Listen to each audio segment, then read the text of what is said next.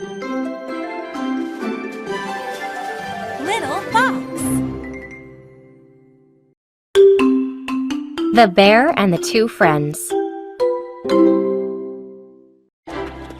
Thomas and John were hiking in a forest. We have been friends for many years. Thomas said. Yes, we have. John smiled.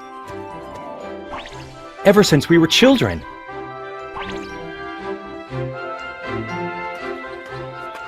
Thomas was lucky because he had made a fortune. Now he lived in a mansion. Meanwhile, John was poor and lived in a small cabin. I think your family needs a new house. Thomas said. Of course we do, but we are too poor. John said. Please, let me help you build a new house. Thomas said. I've had good luck and I want to share it. Thank you, Thomas. John said. That sounds wonderful. You're a true friend. The friends continued hiking. As they climbed up a hill, they spotted a bear. The bear growled and began running toward them. John was a fast runner.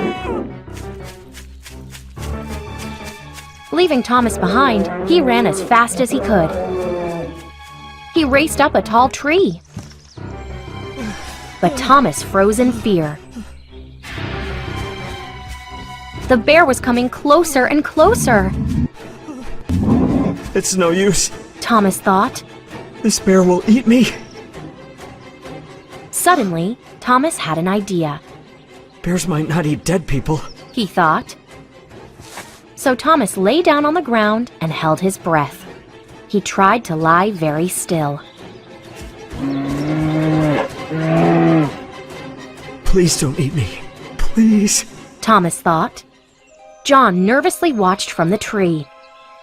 The bear sniffed Thomas, but Thomas did not move. The bear looked at Thomas closely and then licked his ear. Thomas still did not move. At last, the bear walked away. John climbed down and ran to Thomas. Whew! John said. We are both safe. Thank goodness the bear didn't hurt you. Thomas looked away. Right, the bear didn't hurt me. He said coldly. John was surprised by his friend's cold tone. You should be happy, Thomas. You're alive! Thomas shrugged. I guess so. Huh? John thought. Why is Thomas so upset? Were you scared, Thomas? I saw the bear lick your ear. You probably thought it was about to eat you. Thomas frowned. Yes, John, the bear licked my ear. But it also whispered something. It said your friend ran away. A true friend always stays nearby and helps. John was stunned. As Thomas walked away alone, John felt sad and ashamed. He had thought only of himself. Now he had lost his friend forever. As the bear said, a true friend always stays nearby and helps. The Boy Who Cried Wolf. Once upon a time, there was a young boy. He lived in a quiet village where many people owned sheep. The boy's job was to watch all the sheep. He had to protect them from hungry wolves. Looking after the sheep was easy, but it wasn't fun. I'm so bored, He thought. I wish something exciting would happen.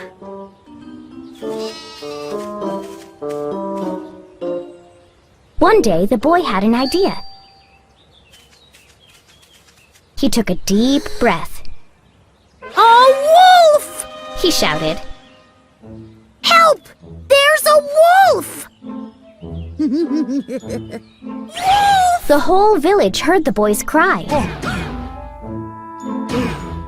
Everyone ran to the boy in fright.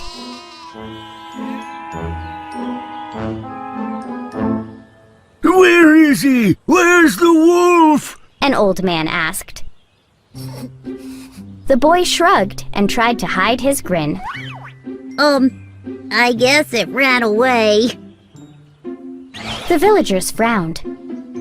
No one believed the boy. But what could they say? The next day, the boy was watching the sheep again. Yesterday was fun. He thought. He giggled as he thought about how he had tricked the villagers. I'll do it again. The boy took a deep breath. A wolf! He shouted. Help! There's a wolf! The frightened villagers ran to the boy and looked around. Where's the wolf? A shopkeeper cried. Yes, where is it? The old man asked, frowning. The boy hid his grin. It was just here, and then it ran off. The old man sighed. Never cry wolf when there is no wolf. The villagers nodded. That's a bad idea, boy. After everyone left, the boy burst out laughing. Bah! Bah! Suddenly, he heard the sheep. The boy gulped. A big wolf was chasing the sheep. A wolf! The boy shouted. Help! There's a wolf! Really? All of the villagers heard the boy crying. Wolf! But this time, they were not going to fall for his trick. So everyone ignored his shouts. In the evening, the villagers came to check on their sheep. But the sheep were gone. The wolf had eaten them all up. The shopkeeper gasped. Where are the sheep? I called wolf, but nobody came to help me. The boy said. Of course nobody came to help you. The old man snapped. The shopkeeper glared at the boy. You tricked us twice! The old man nodded. You called wolf when there was no wolf. The boy hung his head. Sorry. You learned something today. The old man said. Nobody believes a liar, even when a liar tells the truth.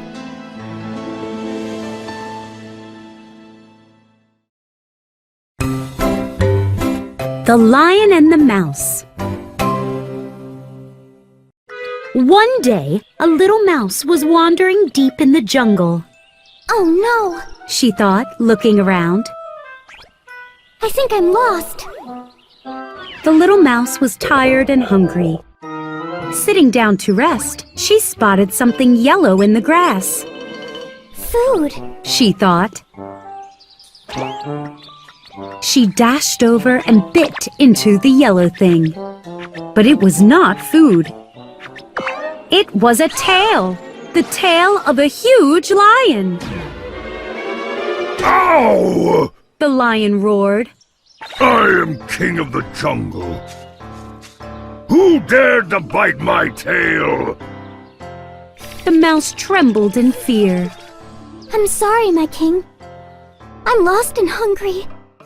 I didn't realize it was your tail. Please forgive me. The lion stared down at the tiny creature and laughed. You bit my tail? Why, you're nothing but a little mouse. He opened his jaws wide, ready to eat her. Wait! The mouse cried. I am much too small to eat. Please let me go. And in return, I promise... Yes. The mouse thought fast. I promise to help you someday. The lion laughed again, this time harder than before. You're just a tiny mouse. You can't help me. I am the king of this jungle. I do not need anyone's help. But since you made me laugh, I will let you go. Thank you, my king. And you'll see. Someday I will help you. The mouse ran off fast before the lion changed his mind.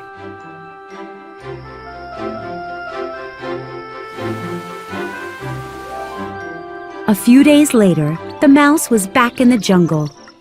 She heard a familiar roar. Oh my. The mouse thought. That sounds like the lion. Is he in trouble? She dashed toward the sound. Sure enough, there was the lion, trapped in a hunter's strong net. My king, do not worry. The mouse said. I will help you. It's you again. Oh. The lion sighed. How can you help a big lion like me? You're much too small to do anything. Just watch. The mouse said. The mouse began chewing on the net. Soon she had made a big hole. The lion slipped right through it. The large king of the jungle bowed to the little mouse. Thank you, mouse. He said. You kept your promise and saved my life. I'll never judge anyone by their size again.